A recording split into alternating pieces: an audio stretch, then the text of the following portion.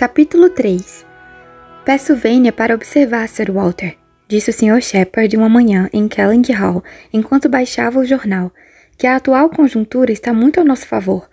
Este período de paz trará todos os nossos ricos oficiais navais para a terra firme, e todos eles desejarão um lar. Não poderia ser um momento melhor, Sr. Walter, para escolher o inquilino que quiser, inquilinos bastante responsáveis. Muitas fortunas nobres foram feitas durante a guerra. Se um almirante rico cruzasse nosso caminho, Sir Walter... Ele seria um homem bastante sortudo, Shepherd, respondeu Sir Walter. É tudo o que tenho a dizer. Que prêmio Kelling Hall seria para ele? O maior prêmio de todos, ainda que tenha obtido muitos outros antes, não é, Shepherd? O Sr. Shepherd riu ao ouvir tal observação espirituosa, como sabia que deveria, e então acrescentou. Tomo a liberdade de observar, Sir Walter, que no que tange a negócios, os cavalheiros da marinha são fáceis de lidar. Tenho um pouco de conhecimento sobre seus métodos de fazer negócios e confesso livremente que têm noções bastante liberais e é provável que sejam inquilinos tão desejáveis quanto qualquer outro grupo de pessoas. Portanto, Sir Walter, o que gostaria de sugerir é que, caso quaisquer rumores se espalhem sobre sua intenção, o que deve ser considerado possível, pois sabemos como é difícil manter os atos e as intenções de uma parte do mundo longe da atenção e da curiosidade da outra, isso terá suas consequências. Eu, John Shepherd, posso esconder as questões familiares que quiser, pois ninguém acharia proveitoso observar-me. Mas Sir Walter Elliot tem olhos sobre ele, que pode ser difícil evadir. Portanto, não me surpreenderia muito se, mesmo com todos os nossos cuidados, algum rumor da verdade se espalhasse. Com essa suposição, como eu ia observar, visto que candidaturas inevitavelmente se seguirão, eu consideraria qualquer um de nossos ricos comandantes da marinha digno de atenção. E peço ainda permissão para acrescentar que pode me chamar a qualquer hora, que chegarei aqui dentro de 2, para evitar que tenha o trabalho de responder. Sir Walter somente acenou com a cabeça. Porém, logo depois, ao levantar-se e andar de um lado para o outro, observou sarcasticamente. Há poucos cavalheiros da marinha, imagino eu, que não se surpreenderia ao se encontrar em uma casa como esta. Olhariam ao seu redor, sem dúvida, e agradeceriam a sua boa fortuna, disse a Sra. Clay, pois a Sra. Clay estava presente. Seu pai a havia trazido na carruagem e nada fazia tão bem à saúde da Sra. Clay quanto um passeio até Kelling. Mas concordo com meu pai em pensar que um marinheiro poderia ser um inquilino bastante desejável. Conheço bastante a profissão e, além de sua liberdade, são tão organizados e cuidadosos em tudo o que fazem. Estes seus quadros valiosos, Sir Walter, se decidi deixá-los, estariam perfeitamente seguros. Tomariam um cuidado excelente, com tudo dentro e fora da casa. Os jardins e as cercas vivas seriam mantidos em quase tão bom estado quanto estão agora. Não precisaria temer, senhorita Elliot, que seus lindos jardins de flores fossem negligenciados. Quanto a tudo isso, respondeu o Sr. Walter friamente, supondo-se que eu tinha sido convencido a alugar minha casa, ainda não me decidi de forma alguma quanto aos privilégios incluídos no negócio. Não estou particularmente disposto a beneficiar um inquilino. O parque de caça estaria aberto a ele, é claro, e poucos oficiais da marinha ou homens de qualquer outro tipo já puderam usufruir de tamanho espaço. Mas que restrições eu colocaria sobre o uso dos jardins de lazer é outra história. Não gosto da ideia de pessoas poderem sempre se aproximar de meus arbustos e recomendaria à senhorita Elliot que ficasse sempre de olho em suas flores. Estou muito pouco disposto a conceder a um inquilino de Kelling Hall qualquer favor extraordinário. Asseguro-lhes, seja ele marinheiro ou soldado. Após uma curta pausa, o Sr. Shepherd ousou dizer: nestes casos, há procedimentos estabelecidos que tornam tudo claro e fácil entre senhorio e inquilino. Seus interesses, Sir Walter, estão em boas mãos. Confie em mim para cuidar que nenhum inquilino tenha mais do que o mereça. Ouso dizer que Sir Walter Elliot não tomará mais cuidado de suas próprias posses do que John Shepherd o fará em seu nome. Neste ponto, Anne falou. A marinha, penso eu, que fez tanto por nós, tem pelo menos tantos direitos quanto qualquer outro grupo de homens a todos os confortos e privilégios que qualquer lar possa propiciar. Marinheiros trabalham duro o suficiente para seu próprio conforto, todos devemos admitir. É verdade, é bem verdade. O que a senhorita Anne diz é bem verdade, foi a resposta do Sr. Shepherd. Oh, certamente, foi a resposta de sua filha, porém a observação de Sir Walter foi logo após. A profissão tem suas utilidades, mas não ficaria feliz em ver qualquer amigo meu pertencente a ela. Pois sim, foi a resposta com uma expressão de surpresa. Sim, me ofende em 2 pontos. Tenho 2 motivos para objetar a ela. Primeiro, por ser o meio de permitir que pessoas de berço obscuro obtenham uma distinção indevida e elevar homens a honras com as quais seus pais e avós nunca sonharam. Segundo, por interromper a juventude e o vigor dos homens da forma mais horrível. Um marinheiro envelhece mais cedo do que qualquer outro homem. Observei isso a vida toda. Um homem corre mais perigo na marinha do que insultado pela ascensão de um outro, cujo pai, o seu próprio, poderia ser desdenhado, e de se tornar ele mesmo, prematuramente, um objeto de repulsa, do que em qualquer outra ocupação. Um dia, na primavera passada, enquanto estávamos na capital, encontrei-me com 2 homens que são exemplos perfeitos do que digo. Lord St. Ives, cujo pai, todos sabemos que foi um vigário no interior, sem 1 centavo. Tive que ceder o meu lugar ao Lord St. Ives e a um certo almirante Baldwin, a criatura de aparência mais deplorável que se possa imaginar. Seu rosto da cor do mogno, completamente áspero e embrutecido, todo cheio de rugas e linhas de expressão, com 9 fios de cabelo branco de um lado e só um pouco de pó na parte de cima. Em nome de Deus, quem é aquele camarada velho? Disse eu a um amigo que estava ao meu lado, Sir Basil Morley. Velho, exclamou Sr. Basil, é o almirante Baldwin. Quantos anos acha que ele tem? 60, disse eu, ou talvez 62. 40, respondeu Sir Basil. 40 e nem um dia a mais. Imagine minha surpresa. Não esquecerei o almirante Baldwin tão facilmente. Nunca vi um exemplo tão lastimável do que uma vida em alto mar pode fazer com a pessoa. Mas até certo ponto, sei que acontece o mesmo com todos eles. São todos jogados de um lado para o outro e expostos a todos os tipos de clima e a todos os tempos, até que não estejam mais dignos de ser vistos. É uma pena que não levem uma pancada na cabeça, logo de uma vez, antes que cheguem à idade do almirante Baldwin. Não, Sr. Walter, exclamou a Sra. Clay. Está sendo severo demais. Tenha um pouco de piedade pelos pobres homens. Nem todos nascemos para sermos bonitos. O mar não embeleza ninguém, isso é certo. E marinheiros envelhecem cedo, já observei. Perdem logo a aparência da juventude. Mas então não acontece o mesmo com muitas outras profissões, talvez com a maioria delas? Os soldados na ativa não estão em melhores condições. E mesmo nas profissões mais calmas, há esforço e trabalho mentais, se não físicos, que raramente permitem que a aparência de um homem fique sujeita apenas ao efeito natural do tempo.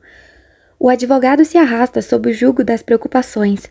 O médico fica acordado a todas as horas, viajando sob qualquer condição climática, e até mesmo o clérigo.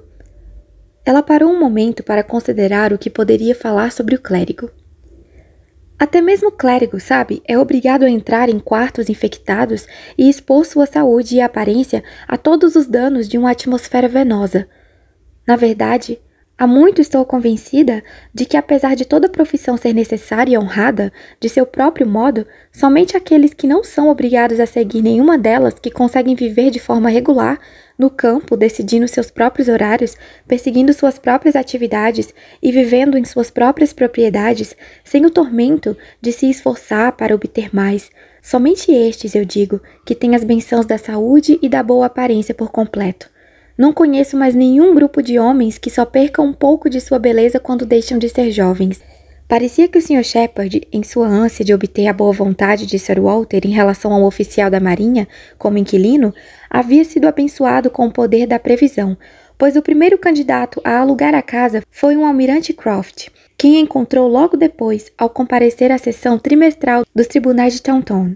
Na verdade, havia recebido uma dica sobre o almirante de um correspondente em Londres. De acordo com o relatório que apressou-se a entregar em Kellynch, o almirante Croft era originalmente do condado de Somerset e, tendo adquirido uma bela fortuna, desejava estabelecer-se em seu próprio condado e havia vindo a Taunton para olhar alguns lugares anunciados naquela mesma vizinhança, os quais, contudo, não o haviam agradado.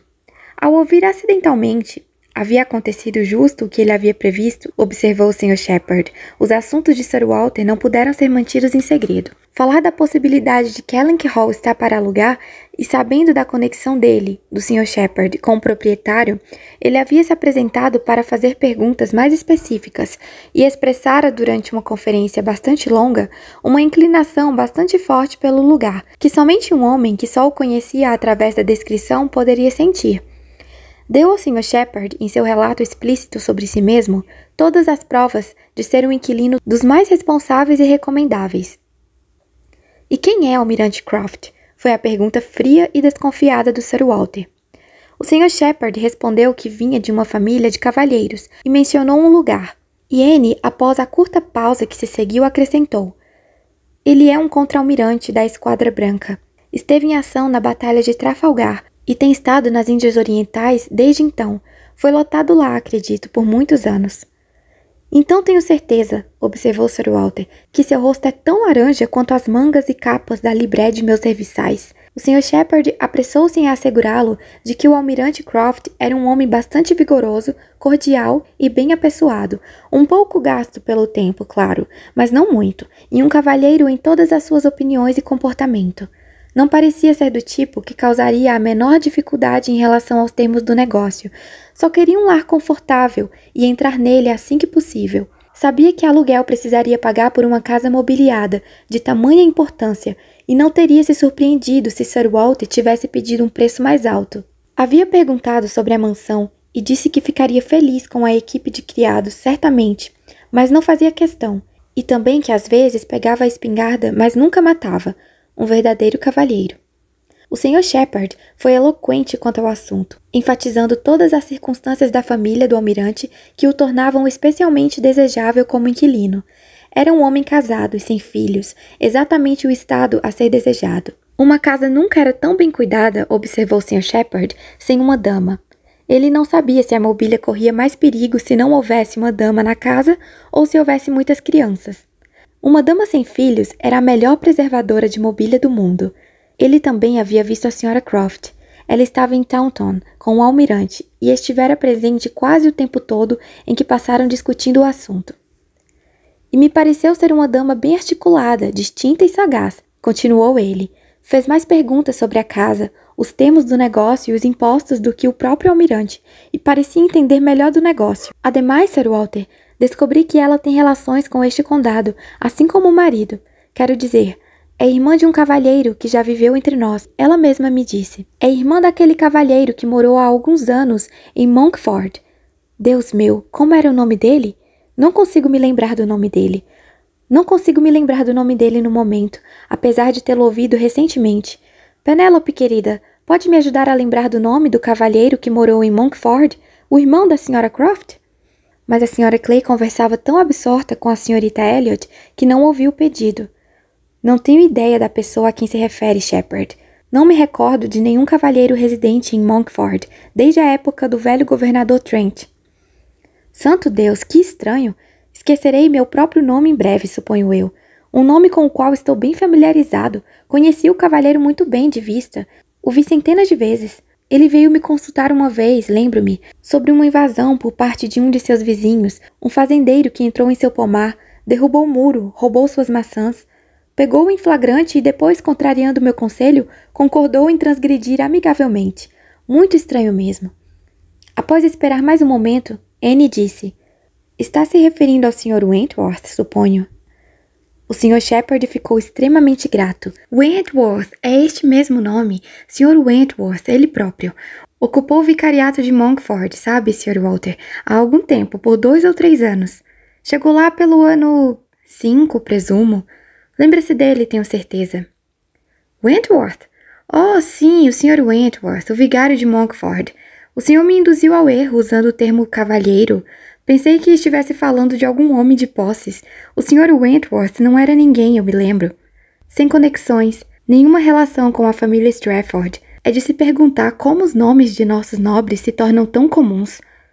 Como o Sr. Shepard percebeu que esta conexão dos Croft não lhe seria benéfica aos olhos de Sir Walter, não a mencionou mais, voltando avidamente a ressaltar as circunstâncias mais indubitavelmente a seu favor. suas idades, o fato de serem só os dois e sua fortuna. A boa opinião que haviam formado sobre Kellynch Hall, a extrema solicitude pelo benefício de poderem locá-la, fazendo parecer que não poderiam imaginar felicidade maior do que serem os inquilinos de Sir Walter Elliot. Um gosto extraordinário, certamente, se pudesse ser suposto que sabiam da estimativa que Sr. Walter fazia do que era devido a inquilinos. Foi bem sucedido, contudo, e apesar de Sr. Walter sempre considerar com maus olhos qualquer pessoa que pretendesse habitar aquela casa e pensar que estaria levando vantagem ao ter permissão de alugá-la pelo mais alto dos preços, foi convencido a deixar que o Sr. Shepherd prosseguisse com as negociações e autorizar que visitasse o almirante Croft, que continuava em Taunton, e marcar um dia para que a casa fosse vista. Sir Walter não era muito sábio, mas ainda assim tinha experiência suficiente para sentir que dificilmente apareceria um inquilino com menos objeções contra si em tudo o que era essencial do que o almirante Croft parecia ser. Esta era a extensão de sua opinião, e sua vaidade era um pouco mais tranquilizadora, devido ao fato de a situação social do almirante ser autossuficiente, mas não alta demais. Aluguei minha casa para o almirante Croft. Soaria extremamente bem, muito melhor do que para um mero senhor. Um senhor, exceto talvez uma meia dúzia em toda a nação, sempre precisa de uma nota explicativa. Um almirante demonstra sua própria importância e, ao mesmo tempo, nunca pode fazer um baronete parecer pequeno. Em todas as suas negociações e interações, Sir Walter Elliot sempre teria a precedência. Nada poderia ser feito sem perguntar a Elizabeth, mas estava se tornando tão inclinada a se mudar que ficou feliz pela situação ter sido decidida e apressada pela existência de um inquilino, e nenhuma palavra para suspender a decisão foi dita por ela.